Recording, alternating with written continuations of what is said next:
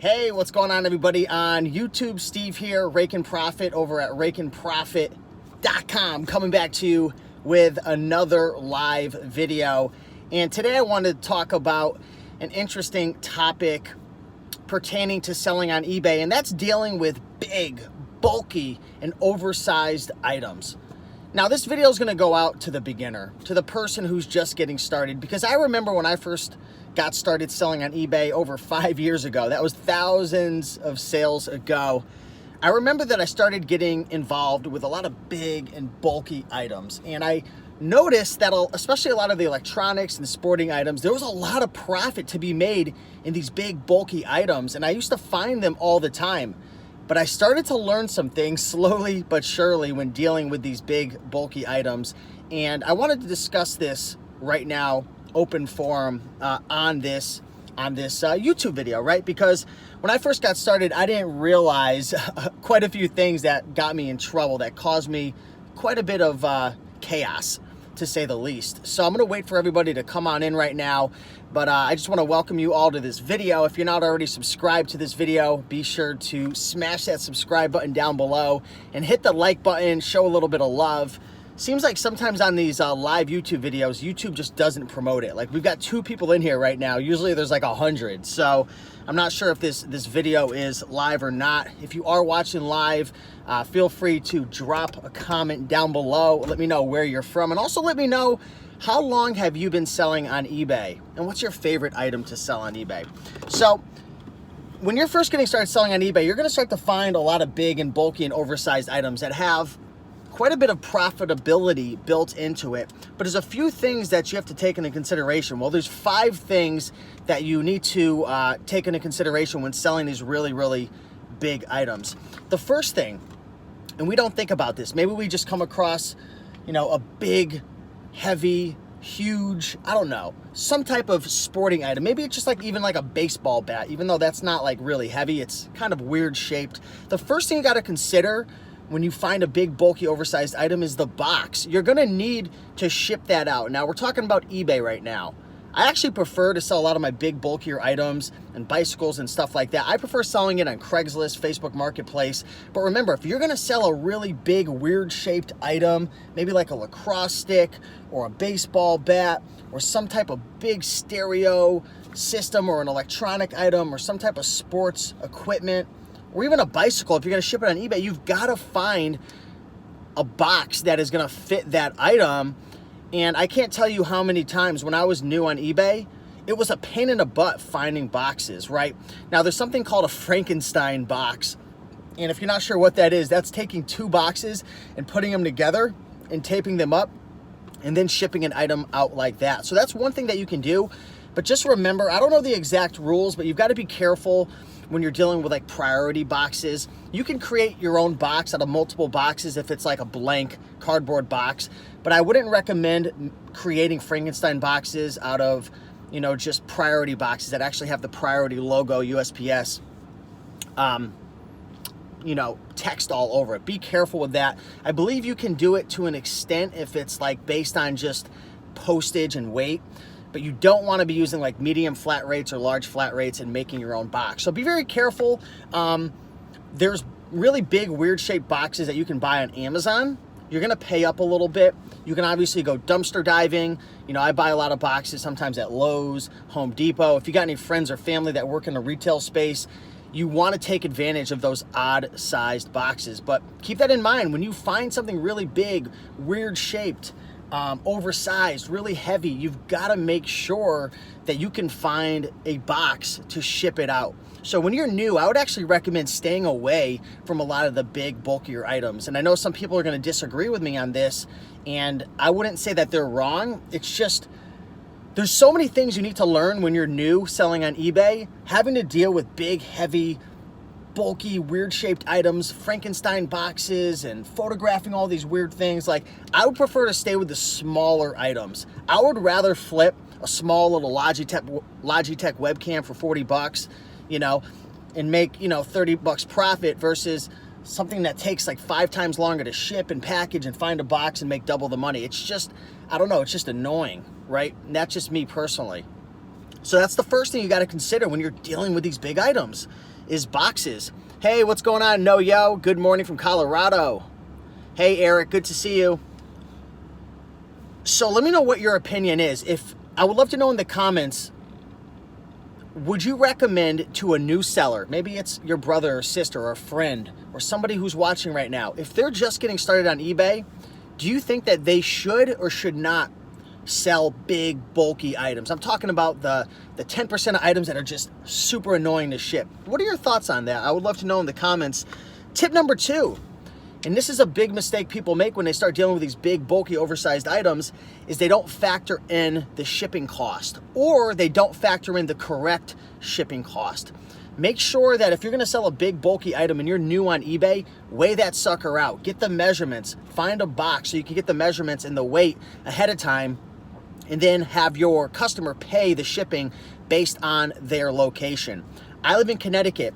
If I'm off by a couple of pounds, and if I'm off by a couple of states, like for example, instead of it shipping from New Jersey, it goes to Colorado, or if it goes to California, that could be $25, $35 shipping difference right there. So be very, very careful with shipping costs when you're new, especially if you're gonna do free shipping. You better build that sucker into the price and be very sure of what that is going to cost you. We got Mark from Illinois in the house. Good to see you all. MCX says beginners should sell smaller items. It would be easier for them to get started selling on eBay. I agree 100%. Hey Denise, good to see you. So yeah, boxes. Be very careful. You've got to find a box that's going to fit that item. Number 2, shipping costs. Make sure that you're measuring the item. Make sure that you're getting the weight, because the dimensions of the item that you're selling on eBay will impact the overall price of the item when you're shipping it. Keep that in mind.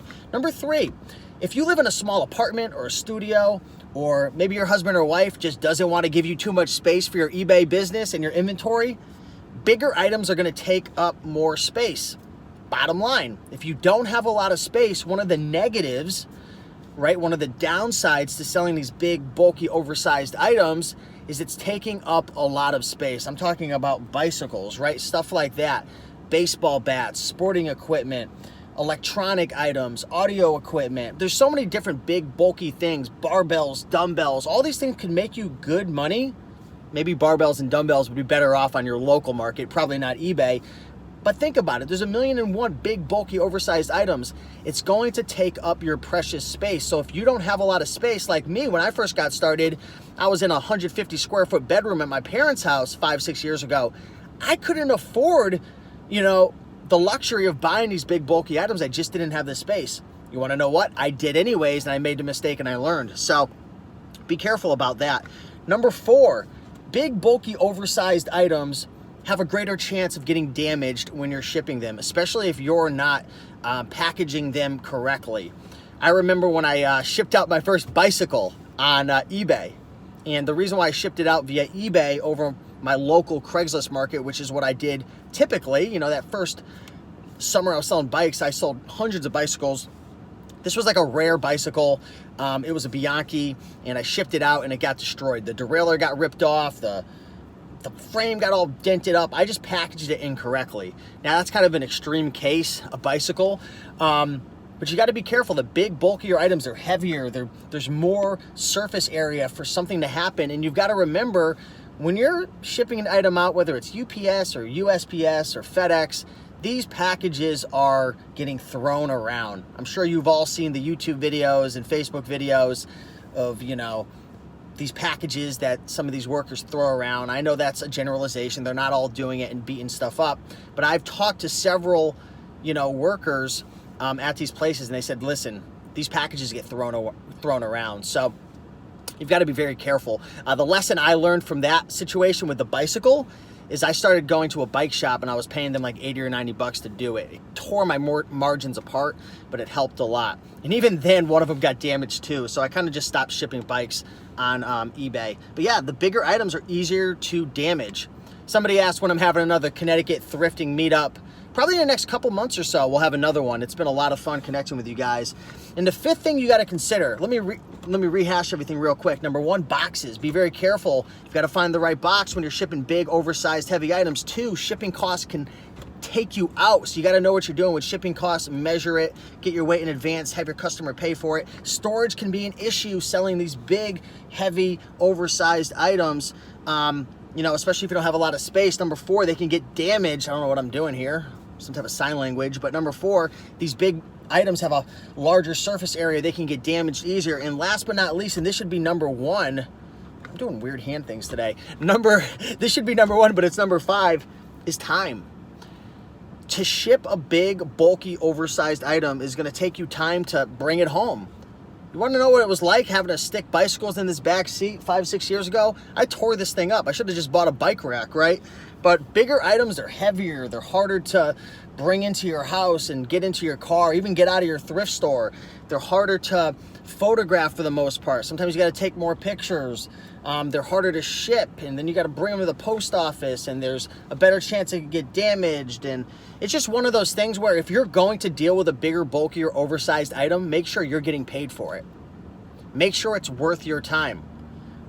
You know, when I was just getting started, I was willing to make $5 profit on any item, and I learned quite quickly, if I'm going to mess with a big, bulky item, it's got to be $30 or $40. Now it's got to be like 80 or 100. I don't even want to deal with these big, bulky items. Am I missing out on a lot of money? 100% yes. But at the end of the day, I'm not trying to build a business just for the money. It's more about the lifestyle, and I'm trying not to die of a heart attack dealing with some of these annoying, big, bulky items. I'm telling you right now, some of these big, bulky items are super annoying. I'm not trying to complain. I'm just being real with you right now.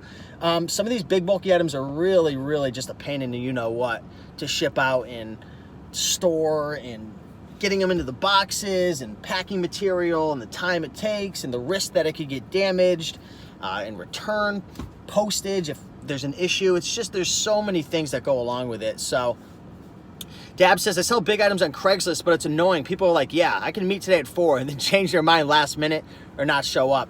Yeah, that's a great statement right there. And it's so true as well. I would definitely try to sell these big, bulky items locally. But yeah, when you're setting up appointments, people are going to blow you off on Facebook, on Craigslist. It definitely happens. Michael says, don't be afraid to do big items. I make a lot of money off of them. Yeah, I mean, don't be afraid to do it, but just understand you've got to have your boxes in line. You've got to know how to ship correctly. You've got to be able to estimate the shipping costs appropriately. You've got to understand the risks of things getting damaged and the time it's going to take, and even the stress levels that are involved with it. Maybe you're a pro, but right here and right now in this video, we're kind of talking to the beginners. You know what I mean? In the storage space as well, we're talking to the beginners. So I just want to let you know, because I made a lot of mistakes and I created a lot of death piles of big, bulky items, because quite quickly I realized it's no fun. But there's money to be made for sure. Making profit, you should always have a business plan. Yeah, you definitely want to have a vision of where you're going for sure. You know, at first, get started. You know, before you have a concrete business plan, I would start trying all different types of things: small items, medium-sized items, big items, clothing, electronics. See what works for you, and then, yeah, create a business plan for sure. How do you know if an item has a big enough demand to sell? The sold listings. I actually just made a video about this the other day. Well, one of the videos was how to price your items the wrong way, so I actually tell you the right way to do it. But I also talk a lot about the sold listings and finding and discovering what the market is. Like, in order to tell if the item has a big enough demand, you got to look into sold listings to see how many have sold. Is your item comparable? When's the last time it's sold? What's the price of it, right? Is there enough profit margin for you? So a lot of times it's just studying the sold listings. I realize selling light items is the only way to make a profit. It's not the only way to make a profit, but it's a lot easier. It's definitely a lot easier.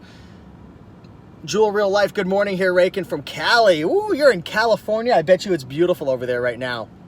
Here in Connecticut, it's about 41 degrees, a little bit cloudy, might get a little bit of rain today. Let me know, what do you guys got planned for the day today? It's Friday. I've actually got a little Halloween party that I'm going to tonight, and I'm gonna be Superman. I got a little Superman shirt off of Amazon. It's got a cape on the back. So it should be fun. looking forward to that. But want to bring you guys some value. Like I said in the last couple of videos, I had a goal starting October 1st until October, November, yeah, the end of December, 3 months. I'm making a video every single day, or at least on average, I want to make 90 videos over the next 90 days. So if I miss a day or so, I'll make sure to make up the next day. But be sure to subscribe to this channel, guys. If you like eBay content, Amazon content, you know, motivation to keep moving forward in life, anything to do with entrepreneurship. Sometimes I share stuff about self-development and fitness, but mostly this is a make money online business channel. Subscribe, you know, it's free. Got a lot of free content coming. Next Monday, I got Jason and Karen with the Thrifty Flamingo coming on the YouTube channel. We're going to be talking about Poshmark, so definitely check that out. Also going to probably have Joshua Crisp back on the channel next week. Hopefully, he's coming back from Iceland right now. And we're going to be talking about Amazon and private label and building your own brand. And you guys know I love to talk about clothing and eBay and selling books. So looking forward to creating a lot more content for you. Do me a big favor, everybody. If you enjoyed this video, go down below and just gently tap that like button. Denise says, I really appreciate your content. Thank you. Denise, I appreciate you watching. I appreciate all the questions. A lot of times you really motivated us by sharing your personal journey in both Amazon and eBay and even accounting. Yeah, I talk about finances and taxes sometimes, so it's fun. The House of Mini Trucks, what's up? Good to see you. Caribbean Treasure Chest, great topic, and it's 71 and sunny here in Florida. You guys are lucky out there. How long are you gonna do reselling? What is your next plan for the future? I'll be doing reselling for life, you know, in terms of how much time I'm gonna put into it. There's been times over the last 5 years where I haven't sold on eBay for months. Sometimes I haven't sold on Amazon. I'm focusing on my Shopify store. I'm focusing on just YouTube, or maybe I'm just having fun, right? So I'll be doing reselling for life. I kind of just come and go. I have a lot of different income streams. But yeah, it's fun. You know, it's the cool thing about this business is you can do it part-time, you can do it full-time, and there's just endless opportunities. Teach us affiliate marketing so we can make bank. Yeah, affiliate marketing is one of probably my best income stream right now. And, you know, it's because I have the YouTube channel and the personal brand and, you know, over 100,000 subscribers. So for most people, it's like, the way I make money is by, you know, having a large following, you know, with affiliate marketing. So it's kind of hard to talk about it because I'm like, I don't know what advice to give other than start creating content and build a brand and add massive value to people. And then obviously the money will come. But yeah, affiliate marketing is very, very lucrative. I don't do drop shipping from Amazon Prime. It scares me. I don't want to get my Amazon account shut down, but I know people who are selling hundreds of $1,000s a month and they're drop shipping off of Amazon Prime. So that's kind of up to you. I don't sell on Etsy, but I have quite a few friends that do. I'm probably going to bring on a guest to talk about Etsy soon. That would be cool. Yeah, affiliate marketing is definitely tricky, but it's very, very lucrative if you have a following or if you're able to utilize traffic. I can tell you that right now. I think yesterday I made, I don't know, over $1,000 profit through my various affiliate marketing streams. And it's not always like that. It's because I had a promotion going on yesterday, but a lot of times I'm making anywhere between $150 to $500, probably on average a couple $100 per day profit through affiliate marketing. I have about 3 or 4 main affiliates that I promote different things. But yeah, definitely good money, but the money's in the following, and the following comes by offering massive amounts of value, free content on a regular basis. So that's why I'd say right now for anybody out there, not only to make money, but also to build connections and network, you've got to start creating content, right? Whether that's a blog or a YouTube channel. I think the YouTube channel is the best because you can't lie on a YouTube channel. It's like people will call out your BS so quick. The best way to build trust and the best way to build a following I see right now in 2018 and beyond is creating YouTube videos, because you can really showcase your personality. And a lot of people say, well, I'm not gonna start a YouTube channel. Who's gonna follow me when there's a million other people out there doing it? Here's the thing, guys, we're all different. We have different personalities, and some people are gonna resonate to you and me, and some people are gonna resonate to the next guy or girl. So, you know, don't ever feel like you have no value to add. You definitely do. But what's my next move? It's real estate. Real estate's my next move. If you guys have been following my channel, I just hired my real estate agent. I've been studying and researching. I'm probably gonna create a video over the next couple weeks analyzing some deals live. using the Bigger Pockets rental calculator, which is what I've been using. So I'll be sure to document and share my journey with you guys. But I gotta get going right now because I've got a cryotherapy session that's going down. So if you guys don't know what cryotherapy is, I essentially immerse myself in a chamber of nitrogen that brings the temperature down to like 260 degrees Fahrenheit. And it's pretty crazy. It's really good for like rehabilitation, reducing inflammation. I've got some back issues and stuff. Tony Robbins is big into it. A lot of pro athletes use it as well. It's equivalent to like a 20-minute ice bath within 3 minutes. So I'm gonna head over there right now, but I appreciate you guys. Hit that like button, show some love, leave a comment down below, and I'll see you guys in the next video. Thanks for watching.